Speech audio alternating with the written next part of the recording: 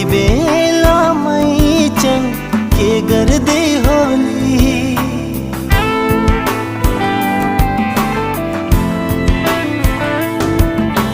मनै बराल्ने न्याहुलको बोली यति बेलामै चन के गर्दै होली। पिँढीमा बसेर के कुरा गर्दी हो, कहिले हाँस्दी हो कहिले रुदी हो। मलाई नै सम्झेर